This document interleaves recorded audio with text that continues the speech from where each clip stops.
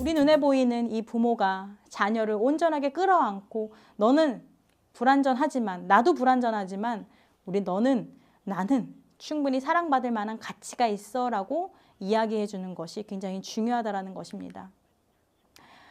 그러한 취약성을 인정하고 이해했을 때 사실은 우리 부모는 자녀를 보다 온전하게 받아들여 줄 수 있습니다. 그리고 그 관점이 정립이 되었을 때 우리 아이의 외면뿐만 아니라 내면의 모습도 바라보게 됩니다.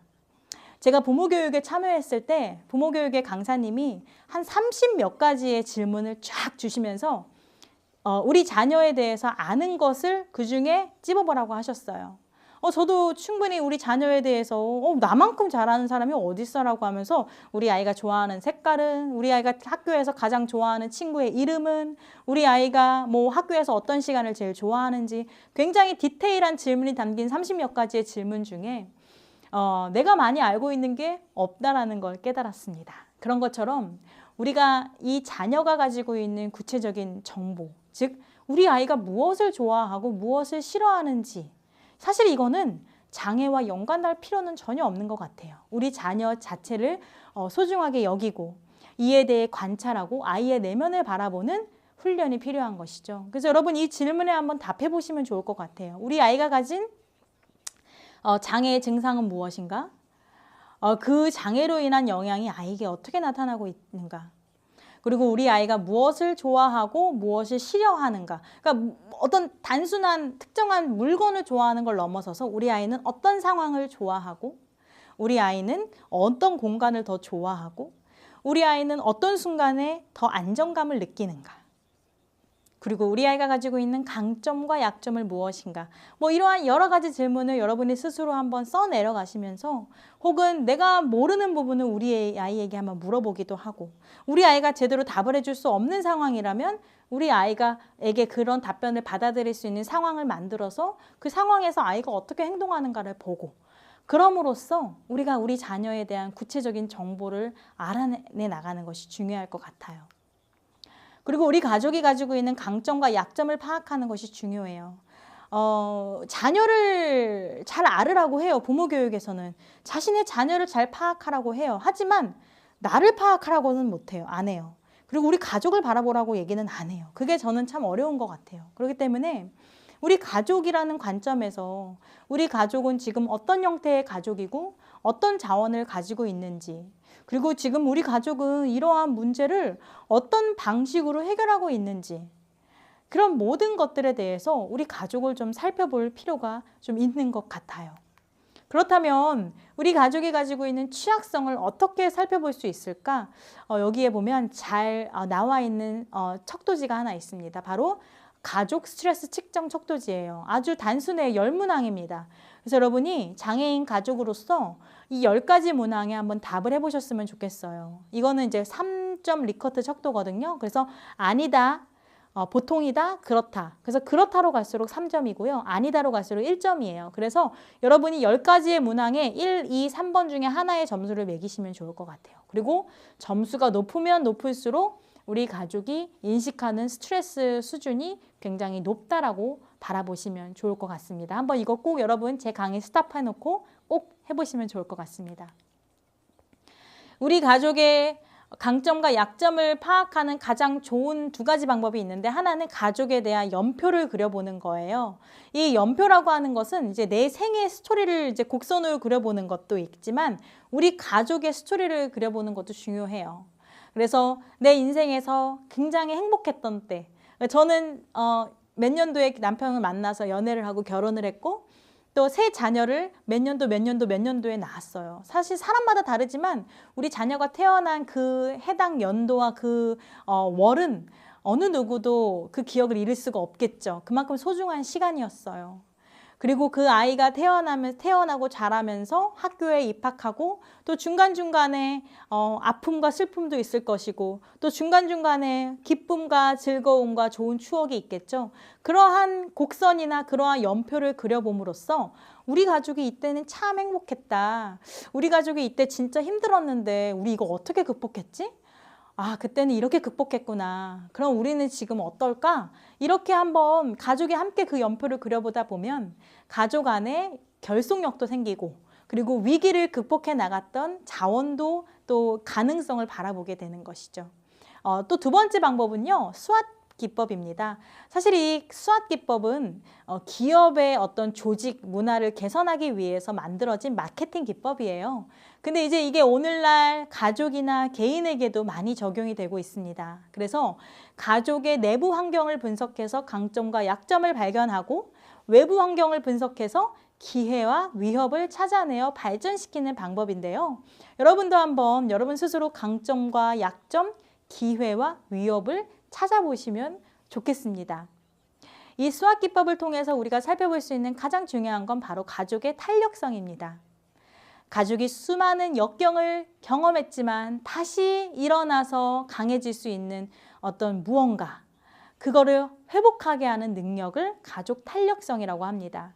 그래서 비록 우리가 이러한 약점이 있고 이러한 위협이 있지만 이런 상황에서도 우리는 이러한 강점이 있고 이런 기회가 있잖아. 그럼으로써 이 가족이 다시 한번 일어나서 살아갈 수 있는 것, 탄력성이라는 개념을 여러분이 꼭 잊지 않으셨으면 좋겠습니다. 제가 보여드리는 하나의 수학 기법을 좀 잘 활용해 본 예입니다. 한 가정이 있습니다. 이 가정의 강점과 능력을 한번 살펴볼까요? 이 가족은 3인 가족입니다. 엄마, 아빠, 그 다음에 자녀.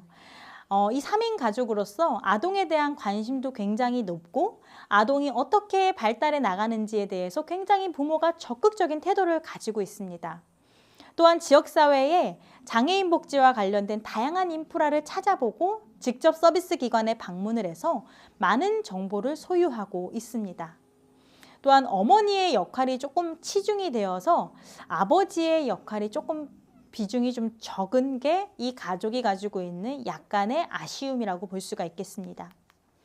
이 가족을 잘 만나서 상담을 해보다 보니까 이 가족이 어떤 욕구를 가지고 있는가, 우선 가족 활동에 대한 관심이 참 많이 있었습니다. 가족이 함께 모여서 할 수 있는 시간도 부족하지만 함께 모였을 때 무언가에 대한 활동에 대한 욕구가 있었던 것이죠. 그리고 그 활동은 자녀의 발달하고도 연관이 되어 있었습니다.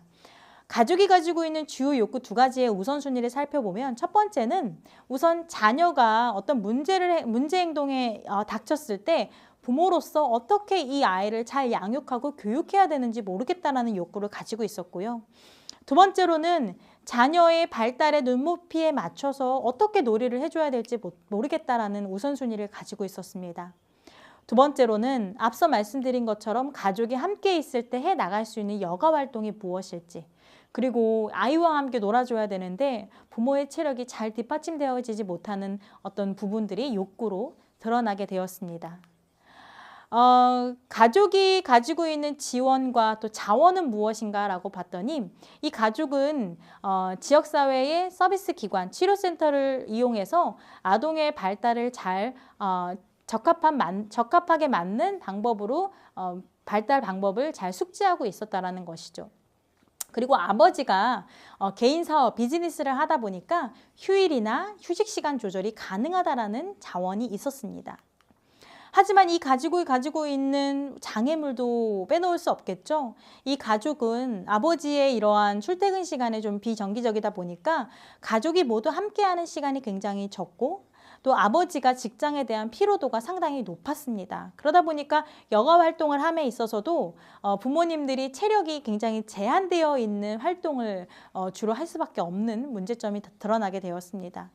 또 아이의 발달을 보면서 자폐 성향 검사를 권유를 받았지만 사실은 이 부모님들은 조금만 더 시간이 지나면 이 아이가 발달이 조금 다시 정상적인 범위에 들어서지 않을까라는 믿음을 가지고 자신의 자녀의 장애 정도를 받아들이기 어려워 보이는 것으로 나타났습니다. 이런 것처럼 물론 전문가의 눈에 보이는 이러한 수학 분석을 해나갈 수도 있지만 여러분이 당사자로서 여러분의 가족을 한번 이렇게 네 가지의 차원에서 분석을 해나가다 보면 우리가 미처 생각하지 못했던 부분에서 우리가 조금 더 에너지를 두어야 하는 부분들, 그리고 이러한 부분들을 우리가 너무나도 잘하고 있다라고 칭찬해 주는 것, 이러한 역할들도 굉장히 중요하다고 생각이 듭니다. 임파워먼트, 우리 가족이 가지고 있는 임파워먼트를 측정해 나갈 수 있어요. 우리 가족이 지금 잘 나가고 있는 것인가? 라는 질문을 했을 때 우선은 이 가족에 대한 임파워먼트 5가지 문항을 여러분이 한번 읽어보시면서 OX 혹은 뭐 상중하 뭐 이런 식으로 한번 여러분의 역량을 측정해 보시면 좋겠습니다. 그리고 서비스 제공 조직에 대한 임파워먼트. 더 나아가서는 우리 가족이 포함된 지역사회와 또 정치적 차원에서 임파워먼트를 우리가 지금 잘 실천해 나가고 있는지를 생각해 보시면서 잘 하고 있는 부분에서는 북돋아 주시고 잘하지 못하는 부분에 있어서는 우리가 모두 다 그렇게 할 필요는 없지만 우리가 할 수 있겠다라고 하는 가능한 범위를 잘 선정하셔서 그 범위 안에서 여러분이 하나하나씩 우리가 역량 강화를 실천해 나갔으면 좋겠습니다. 마지막으로 여러분에게 드리고 싶은 말씀은 내 자녀를 권리를 가진 존재로 바라보는 것입니다. 사실 자녀에 대한, 장애에 대한 올바른 이해와 관점은 우리가 자녀를 어떤 결함이 있는 존재, 문제를 가진 존재로 바라볼 수는 없습니다. 그렇게 보면은 그 아이가 가지고 있는 가능성을 배제시킬 수 있기 때문이죠. 따라서 우리가 자녀를 결함이 있는 존재로 보기보단 권리가 있는 존재로 바라봐 줘야 하는 것입니다. 장애인을 결함을 가진 존재로만 바라보아야 할 때 바꿔야 하는 것은 바로 우리 자녀입니다. 그래서 학교는 그 결함을 없애고 결함을 최소화한 장애 아동만을 받아들이고 있고 버스는 걸어서 올라탈 수 있는 사람만 태우고 있습니다. 하지만 장애인을 권리가 있는 존재로 바라본다면 이 같은 대우는 명백히 장애인이 가진 교육받을 권리와 대중교통을 이용할 권리를 침해하는 말이 되기 때문입니다. 따라서 우리 가족이 이러한 상황 안에서 자녀를 올바르게 바라보고 가능성을 바라보고 권리를 가진 존재로 바라볼 때 우리 가족이 변화될 수 있다. 우리 가족이 가지고 있는 가능성을 끌어올릴 수 있다라고 볼 수 있는 것입니다. 마치면서 여러분에게 드리고 싶은 말씀은 가족을 강화한다는 것은 전문가가 하는 것이 아닙니다.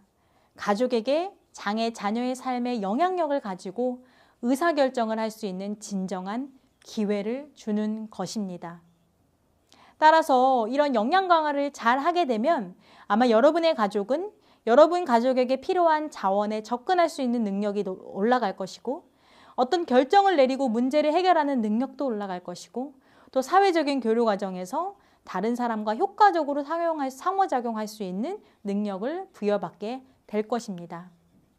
장애인 가족의 역량이 발휘되기 위해서는 우선 여러분이 사회 구성원으로서 저는 적극적으로 참여해야 한다고 생각을 합니다. 그리고 그 참여하는 것에 당당하게 생각해야 된다고 생각합니다.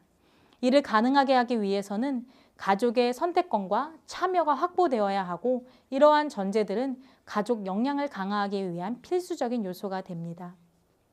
따라서 가족의 역량 강화는 기존의 수동적인 수혜자의 입장과 무기력에서 벗어나서 서비스 기관과 동등한 권한을 행사할 수 있는 파트너십을 여러분이 형성을 하고 지역사회에서 장애인 가족이 정치적인 영향력을 발휘할 수 있도록 도와야 할 것입니다. 마치면서 여러분에게 드리고 싶은 말씀입니다. 가족의 역량 강화를 위해서는 우리 가족이 불완전하고 앞으로 더 살아남기 위해서 애써야 할 테지만 그래도 우리 가족은 사랑받고 소속될 가치가 있어. 우리가 비록 아무런 보장이 없더라도 우리가 온 마음을 다해 우리를 사랑하고 비록 우리에게 두려움과 공포가 닥치는 순간조차도 우리가 기쁨과 감사를 연습하자. 그리고 가장 마지막으로 여러분에게 드리고 싶은 말씀. 우리 가족은 충분히 잘하고 있어 라고 말했으면 좋겠습니다. We are enough입니다. 맞습니다. 여러분 그렇게 생각하시죠? 이번 시간을 통해서 저와 함께 강점 관점에서 가족은 자원이 풍부하고 역량이 있다는 것을 배웠습니다. 그리고 가족의 역량에 주의를 기울인다면 약점을 강점으로 변화시킬 수 있고 위협을 기회 요인으로 변화시킬 수 있다는 것을 배웠습니다. 역량을 바라보기 전에 내 내면의 취약성을 인정하고 받아들이는 연습이 필요합니다. 그 안에서 포용이 나오고 그리고 포용은 우리 가족의 취약성을 사랑으로 감쌀 것입니다. 역량은 우리 개인뿐만 아니라 가족과 서비스, 지역사회를 향해서 나누어집니다. 각 영역에서 역량을 발휘할 수 있는 장애인 가족을 여러분 폭넓게 이해하시는 시간이 되었기를 바랍니다. 제 강의를 들으셨다면 다음과 같은 질문을 한번 답해 보시면 좋겠습니다. 제 강의는 다음과 같은 자료를 참고하였습니다. 여러분 수고 많으셨습니다. 감사합니다.